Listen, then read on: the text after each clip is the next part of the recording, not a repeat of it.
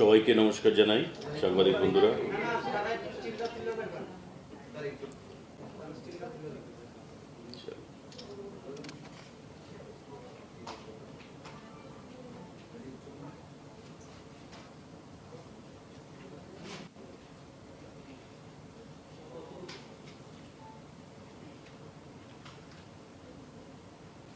সবাইকে নমস্কার। সাংবাদিক বন্ধুরা, সবাইকে স্বাগত জানাই। ছোট্ট একটা বিষয় নিয়ে আপনাদেরকে অবগত করার জন্য আজকে এই সাংবাদিক বৈঠক। আপনারা জানেন যে ভারত সরকার বিগত দিনগুলোতেও প্রধানমন্ত্রী আবাস যোজনার আওতায় সারা রাজ্যকে বিপুল পরিমাণে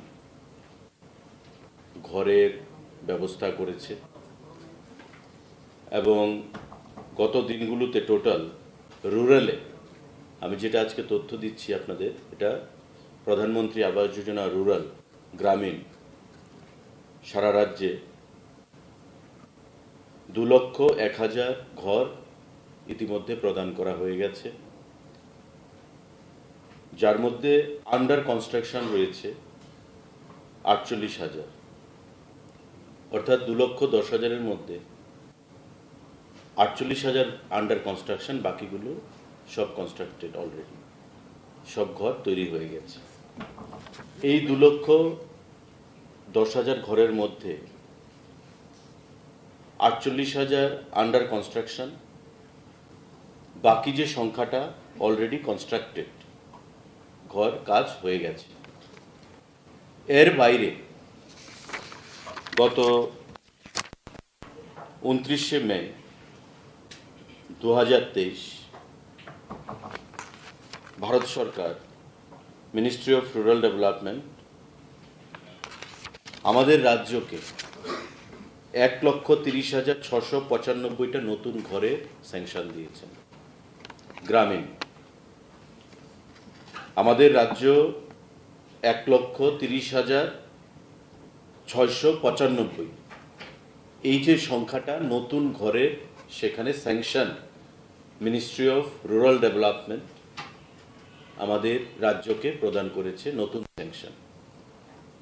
আপনারা দেখবেন যে আসামকে সেখানে দিয়েছে 77,978, মণিপুরকে দিয়েছে 59,180, মেঘালয়কে দিয়েছে 1,15,654, মিজোরামকে দিয়েছে 12,489, নাগাল্যান্ডকে দিয়েছে 29,892, সিকিমকে সেখানে দিয়েছে 7,429, সে জায়গায় ত্রিপুরাকে দিয়েছে আমাদের 1,30,695। মানে আমাদের সংখ্যাটা, ত্রিপুরা রাজ্যের সংখ্যাটা সব থেকে বেশি। কেন্দ্রীয় সরকার থেকে যে স্যাংশন দেওয়া হয়েছে ত্রিপুরা রাজ্যের সংখ্যাটা তাতে সব থেকে বেশি। তবে পুরনো এবং নতুন মিলে প্রধানমন্ত্রী আবাস যোজনায় যে ঘরের সংখ্যা দাঁড়িয়েছে, আগে 2,01,000 গ্রামীণ, আর বর্তমানে 1,30,695। আমাদের এই যে টোটাল সংখ্যাটা প্রায় 2,31,000, সেটা গ্রামীণ যে সংখ্যাটা, সেটা একটা বিশাল সংখ্যা। এবং আগামী দিনে আমরা মনে করি যে প্রধানমন্ত্রীর যেটা স্বপ্ন, যে হর ঘর মকান, 2024 সালের মধ্যে ভারতবর্ষে প্রতিটি বাড়িতে যে ছাদ থাকবে, মকান থাকবে, যার জন্য উনি স্লোগান তুলেছেন যে হর ঘর মকান। এই কর্মসূচিতে ত্রিপুরা রাজ্যের একটা সময় আসবে যে গ্রামীণ প্রত্যেকের বাড়িতে পাকা ঘর থাকবে, যেটা আমাদের লক্ষ্য, সবকা সাথ সবকা বিকাশ। প্রত্যেকের বাড়িতে পাকা মকান থাকবে, মানুষের বসবাসযোগ্য সেখানে বিল্ডিং থাকবে, ছাদ থাকবে প্রতি মাথার উপরে। এবং এই নতুন যে 1,30,695 ঘর প্রদান করেছে, আগের 2,10,000 আর বর্তমান 1,30,695, এই দুটো ফিগার মিলিয়ে যে সংখ্যাটা, এটা একটা বিশাল সংখ্যা। ত্রিপুরা রাজ্যে গ্রামীণ পরিবার রয়েছে আমাদের 7,42,000। এই 7,42,000-এর মধ্যে প্রত্যেকের ঘরের প্রয়োজনীয়তা নেই। যাদের ঘরের প্রয়োজনীয়তা রয়েছে তার মধ্যে পুরনো এবং নতুন মিলে যে সংখ্যাটা সেটা একটা বিশাল সংখ্যা। আমরা মাননীয় প্রধানমন্ত্রীকে, কেন্দ্রীয় গ্রাম উন্নয়ন মন্ত্রীকে এবং রাজ্যের মাননীয় মুখ্যমন্ত্রীকে সেখানে ধন্যবাদ জানাচ্ছি। তো এই সার্কুলারটা গতকাল আমাদের মহাকরণে এসছে কেন্দ্রীয় মিনিস্ট্রি থেকে, আমাদের রুরাল মিনিস্ট্রি থেকে, ministry of rural development, department of rural development, government of India, যে এডিশনাল এই ঘরটা PMAY আবাস যোজনা গ্রামীণ সেটা আমাদের দেওয়া হয়েছে। তার বাইরে আপনারা জানেন যে আরবানে আমাদের আরবান যে ULB-গুলোতে যে ঘর প্রদান করা হয়ে থাকে, আরবান লোকাল বডিজে, সেখানে 87,000 ঘরের স্যাংশন দেওয়া হয়েছে বিগত দিনগুলোতে। তার মধ্যে 53,000 কমপ্লিট, অলরেডি কনস্ট্রাক্টেড, বাকি 34,000 বাকি রয়েছে, ঘরের কাজ সেখানে চলছে। এই গ্রামীণ এবং আরবান, গ্রামীণ এবং শহর, এই দুটো মিলিয়ে আমাদের যে সংখ্যাটা সেটা একটা বিশাল সংখ্যা গিয়ে দাঁড়াচ্ছে, প্রায় 3 লাখের উপর যে সংখ্যাটা গিয়ে দাঁড়াচ্ছে আমাদের এই সংখ্যাটা ঘরের। গ্রামীণ দেওয়া হয়েছে বর্তমানে নতুন 1,30,695, আগে 2,01,000, আর আরবানে 87,000 স্যাংশন টোটাল, তার মধ্যে 53,000 কমপ্লিটেড, বাকি 34,000 কাজ চলছে। এই হচ্ছে আমাদের পারফেক্ট ফিগার, যেটা গ্রামীণ এবং রুরাল এবং আরবানের যে ঘরের ফিগারটা। কারোর যদি কোনো সাংবাদিকদের কোনো প্রশ্ন থাকে সেটা আপনারা মানে প্রশ্ন করতে পারেন।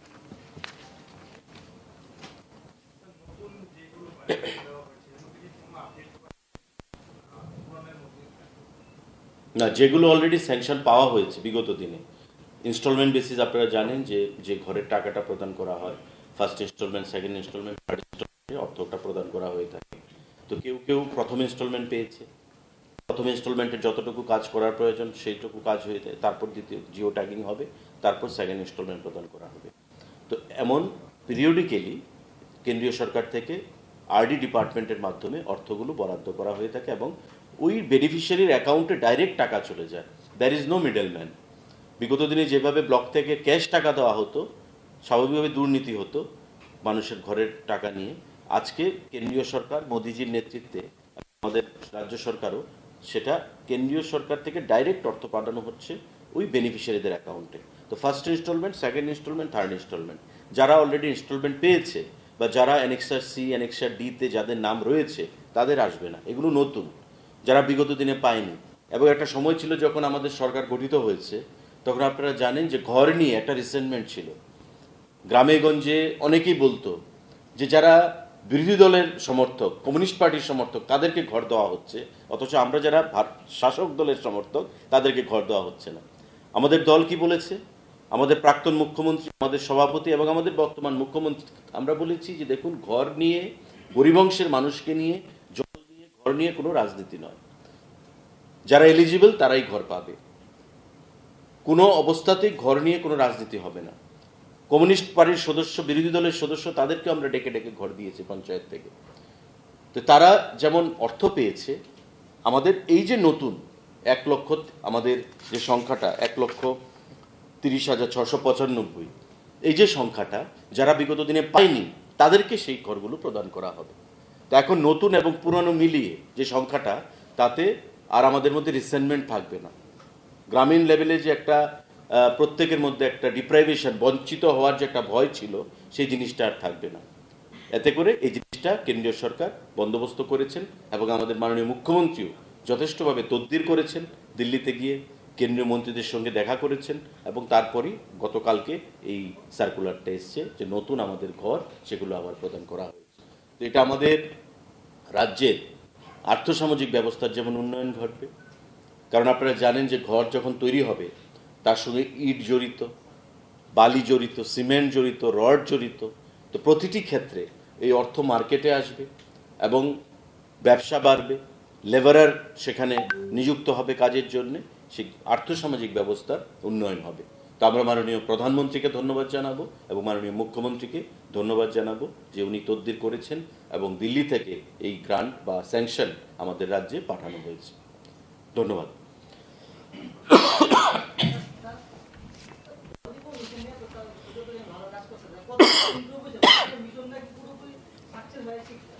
দেখুন, আমরা 2.5% থেকে শুরু করেছিলাম, কারণ যদিও এখন জল জীবন মিশন ডিডব্লিউএস ডিপার্টমেন্ট আমার অধীনে নেই, তো আমি যতদিন ছিলাম প্রায় 60% পর্যন্ত কাভারেজ ছিল। এখন কাভারেজ কি সেটা আমার নলেজে নেই, তবে আমি যেটুকু জেনেছি 62-63% পর্যন্ত কাভারেজ আছে। আমি আপনাদেরকে আবারও বলবো যে আমরা দেখি প্রায়ই খবরের কাগজগুলোতে রাস্তা অবরোধ হচ্ছে, অনেক মহিলারা রাস্তায় নামছে কলস নিয়ে। এটা একটা নিত্যদিনের সমস্যা হয়ে দাঁড়িয়েছে, কিন্তু এতে দপ্তর কতটুকু যুক্ত বা দপ্তরের কোনো নেগলিজেন্স রয়েছে কিনা সেটাও বিচার করতে হবে। কারণ হয়তো দেখা যাচ্ছে এখানে পাম্প হাউস রয়েছে, জলের সমস্ত বন্দোবস্ত রয়েছে, আইআরপি রয়েছে, সব কিছু রয়েছে, কিন্তু দেখা যাচ্ছে মোটরটা কোনো কারণে নষ্ট হয়েছে। মেকানিক্যাল জিনিস, ইলেকট্রিক্যাল জিনিস নষ্ট হতেই পারে, যন্ত্রাংশে তার কোনো ত্রুটি আছে। তো এটাকে রিভাইন্ড করতে, একটা পুরনো মোটর যখন রিভাইন্ড করতে হয় সেখানে 5-7 দিন 10 দিন সময় লাগে। ততক্ষণ ওই এলাকার মানুষকে ট্যাঙ্কার দিয়ে জল প্রদান করা হয়, যেটা আমাদের সময় ছিল বা বিগত দিনে ছিল, বর্তমানেও সেটা রয়েছে। ট্যাঙ্কার দিয়ে জল প্রদান করা হয়। কথাটা এটা ঠিক নয় যে একেবারে জল থেকে বঞ্চিত। একেবারে যদি জল থেকে বঞ্চিত হয় তো মানুষ বাঁচবে কি করে, নিত্যদিনের কাজ কি করে করবে, রান্না বান্না খাওয়া দাওয়া কি করে করবে, সেটা সঠিক নয়। এগুলো নিউজ আকারে আসছে, মানুষও বিভ্রান্ত হচ্ছে। একটা মেশিন নষ্ট হতেই পারে, তো মেশিনটাকে ঠিক করতে গেলে যে সময়টা প্রয়োজন সে সময়টা দিতে হবে। এটা হচ্ছে একটা দিক। আরেকটা দিক হচ্ছে, আমরা বলছি যে 62% আমরা কাভারেজ দিয়েছি। 7,42,000 টোটাল রুরাল হাউস হোল্ড রয়েছে, গ্রামীণ ঘর রয়েছে, বাড়ি। তার প্রতিটি বাড়িতে যে ম্যান্ডেট ডিপার্টমেন্টের বা কেন্দ্রীয় সরকারের, যে প্রতিটা বাড়িতে সেখানে জল বন্দোবস্ত করতে হবে, জল পৌঁছে দিতে হবে।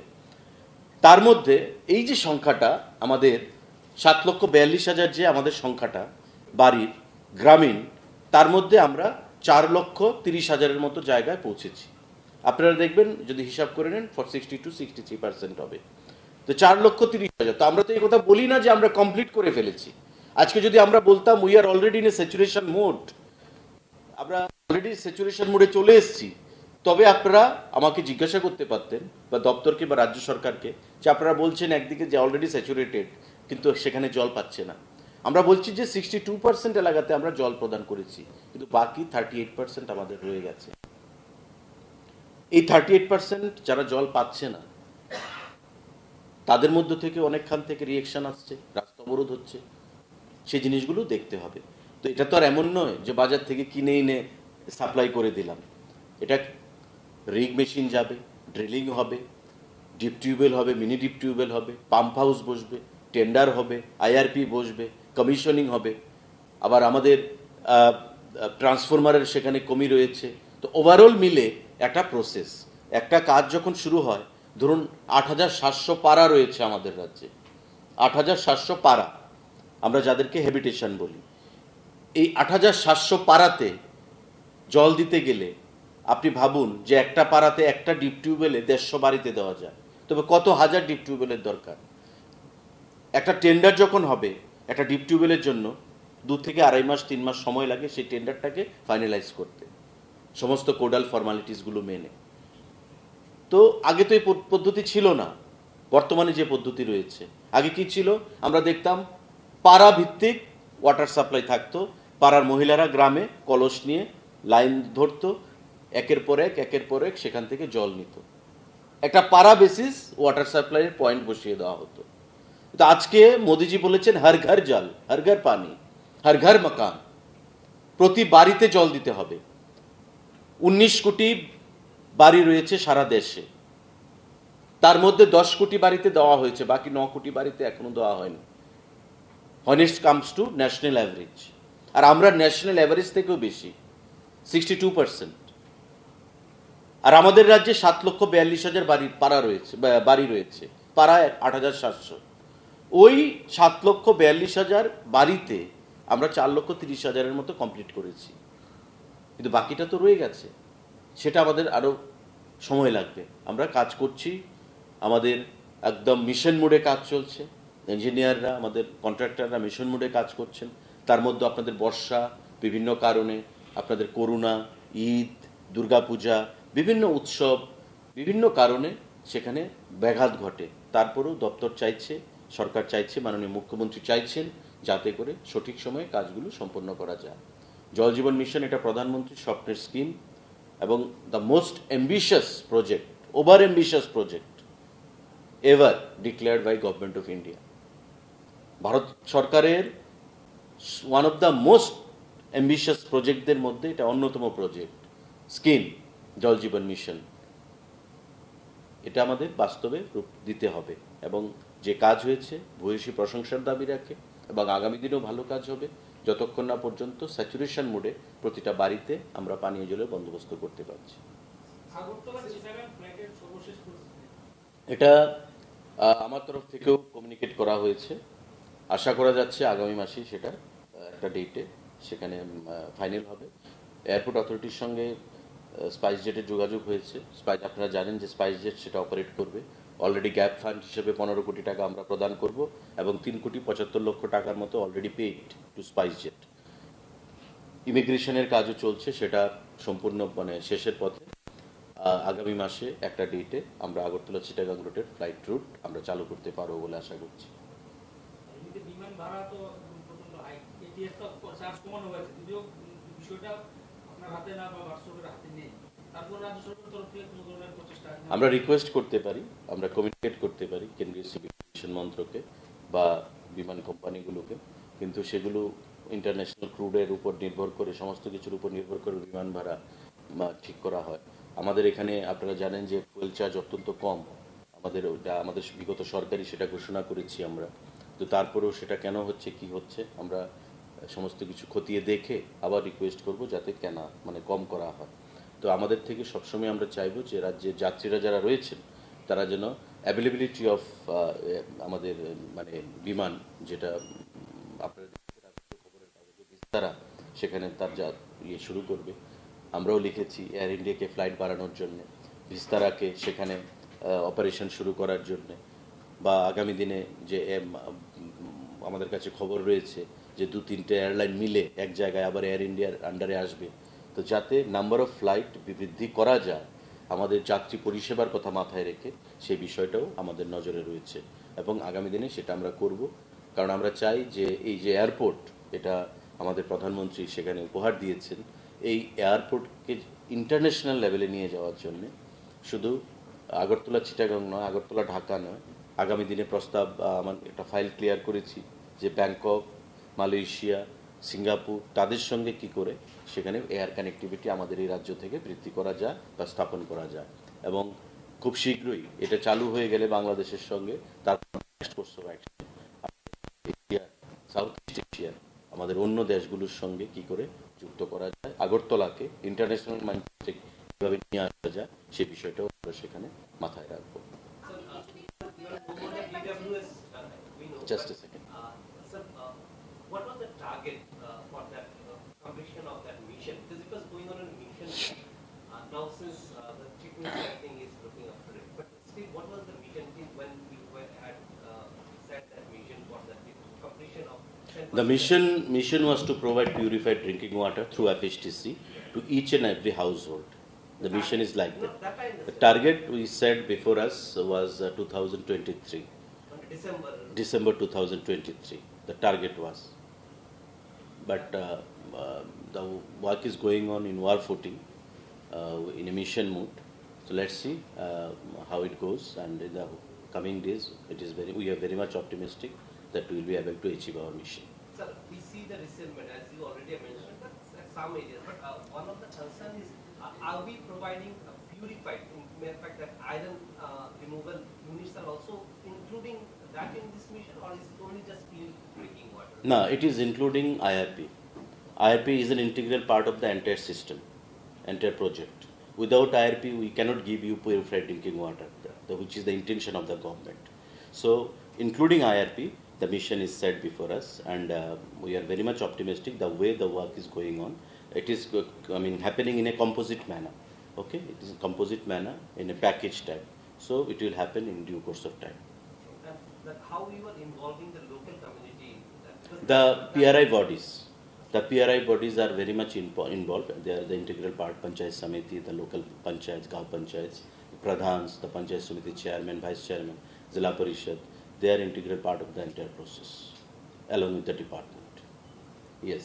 কিছুদিন পূর্বে চুড়াইবাড়ি চেকপোস্ট আপনি পরিদর্শনে গেছিলেন, সেখানে অভিযোগ রয়েছে যে ওয়েট মেশিন যেগুলো রয়েছে সেই দুটো ওয়েট মেশিন সেখানে খারাপ রয়েছে। আপনি পরিদর্শনে গিয়ে সেখানকার পরিস্থিতি কি দেখেছেন? দেখুন, এটা আপনি সঠিক বলেছেন যে ওয়েট মেশিন যেটা রয়েছে সেখানে একটা ওয়েট মেশিন খারাপ রয়েছে। অলরেডি টেন্ডার হয়েছে, প্রায় 7 লক্ষ টাকার উপর সেই টেন্ডার। এর মধ্যে কাজ মানে বরাদ দিয়ে দেওয়া হবে সেটাকে ঠিক করার জন্য। এটা বজ্রপাতের ফলে এই ওয়েট মেশিনটার যে সেন্সারটা থাকে সেই সেন্সারটা খারাপ হয়ে গেছে, ক্ষতি হয়েছে সেটা, এবং তার ফলে যে ওয়েট মেশিনে যে অ্যাকচুয়াল ওয়েটটা আসার কথা সেই ওয়েটটা আসছে না। তার জন্য দপ্তর থেকে টেন্ডার করা হয়েছে। যে কোনো কাজের আপনারা জানেন সরকারি কাজের টেন্ডার করতে হবে, সেই টেন্ডার করা হয়েছে এবং খুব শীঘ্রই সেই ওয়েট মেশিনের সারাইয়ের কাজ শুরু হবে। স্যার ওইখানে কি স্ক্যানারও আছে? কোথায়? চুড়াইবাড়িতে? না, স্ক্যানার নেই, স্ক্যানার নেই। This is a very We have in our mind to install scanner machine over there. Sir, সম্প্রতি কিছুদিন আগে আপনি কলকাতাতে পুরো ট্যুরিজমের নিয়ে সৌরভ সিংহ দেখা করেছিলেন, উনি রাজি হয়েছে। তো কবে নাগাদ ত্রিপুরায় আসবে বা কবে পরিদর্শন ওনার? আমরা আশা করছি আগামী 1-1.5 মাসের মধ্যেই উনি ত্রিপুরায় আসবেন এবং আমাদের যে ট্যুরিজমের যে কাজ তার আগে আমাদের কিছু টার্মস অ্যান্ড কন্ডিশন মানে এগ্রিমেন্ট রয়েছে সেগুলো করতে হবে। সেগুলো করে আমরা সঠিকভাবে সঠিক সময়ে ওনার কাজ শুরু করব। Sir, it has taken a very big political movement in West Bengal. You must be aware of it. Actually, our intention is not to invite political issues in connection with this matter. But those people who are fault finders, they want to, extract political mileage. These people are trying to play this thing. Even Saurabh Ganguly, I had a talk with him. He was also amazed. If Amitabh Bachchan can be declared brand ambassador in Gujarat, Sachin can be in Kerala, other people can be deputed in the other parts of the country. Why controversy is just after me? He was also bit amazed. So, see, our intention is to take Tripura into the zenith of success, development in terms of tourism. And we have not declared him as the brand ambassador of our state. Saurabh Ganguly will be acting as the brand ambassador of Tripura tourism. So, these people are mingling up the issues. Perhaps is it because it's a BJP rule state and that's the chief's rule? I don't know. I don't get into this politics. See, as a tourism minister, I thought we must bring reforms, and it is one of the part of our intention of bringing reforms. Sir, That's it. There is a news that some 1,000 crores is invest in the tourism sector. Yes, it is even more than that. It's more than that. Little information regarding See, we are getting around 180 crore from ADB, Asian Development Bank. Government of India Tourism Department under Swadesh Darshan scheme, they are ready to sponsor 140 crore. So cumulative stands to be 420 crore. We are getting 600 crore for ropeway. They are in Matavari and Chavimora area. 600 crore for Ministry of Surface Transport. These apart, there are other many projects. If you go for the, go with the cumulative, it will be around 16 crore, 1600 CR. It will be like that. So there is this thing, provision in our vision document, Nirbachani Sankalp Patra, election Sankalp Patra, that more than 1,000 crore will be invested for tourism, for the development of tourism sector in our state, which are already there in the card. Thank you.